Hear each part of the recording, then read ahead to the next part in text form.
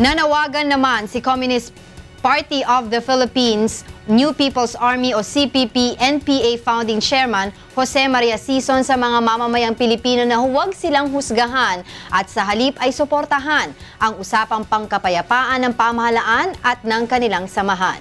Ito ang balita ni Cynthia Teruel. Umaabot sa mahigit na 540 rebel detainees ang inaasahang mapapalaya sakaling matuloy ang pangakong general amnesty ni Presumptive President Rodrigo Duterte. Karamihan sa mga rebel detainees na ito ay matatanda na at may sakit pa. Sa eksklusibong panayam ng UNTV kay Communist Party of the Philippines Founding Chairman at Chief Political Consultant ng National Democratic Front of the Philippines na si Jose Maria Joma Sison sa kanyang opisina sa Netherlands, ipinaliwanag nito kung bakit marapat na palayain na ang mga rebel detainees. Isa ang amnestiya sa inaasahang mapagkakasunduan sa nalalapit na muling pagbubukas ng usapang pangkapayapaan ng pamahalaan at rebelding grupo ngayong taon. Ayon kay Joma, naghahanda na sila para dito. Mabuti. Sinabi nga natin sa President-elect Duterte na itong Hunyo pa lang may yung panel ng magkabila, mga panel ng magkabila o team magsipunta na sa Oslo at ihanda na nila yung mga borador.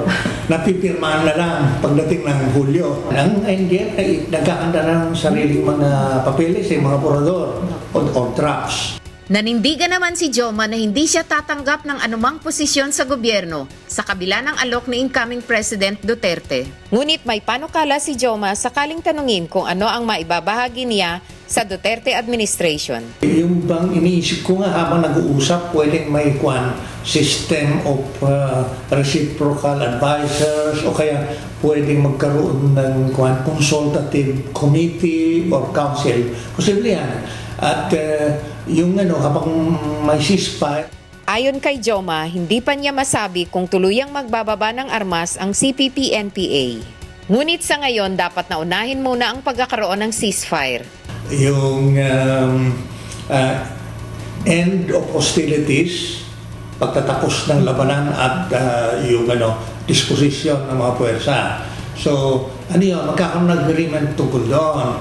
Pero habang nag-uusap pa, posibleng may tigil putukan, ceasefire. Ceasefire. Oo. Kahit na wala pang walang ganon, yung pang dismantling of the army or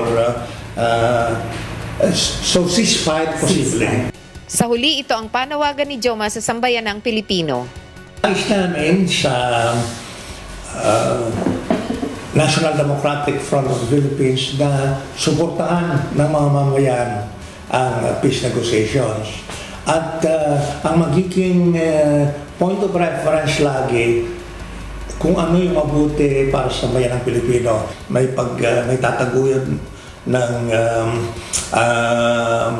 malakas ang soberanya, pambansang soberanya ng Pilipinas, mapapalawak ang demokrasya, may empowerment at magkakaroon ng economic development sa pamamagitan ng pambansang industrialisasyon at tunay na reforma sa lupa. Mula rito sa Utrecht, Netherlands, Cynthia Teruel, UNTV News Worldwide.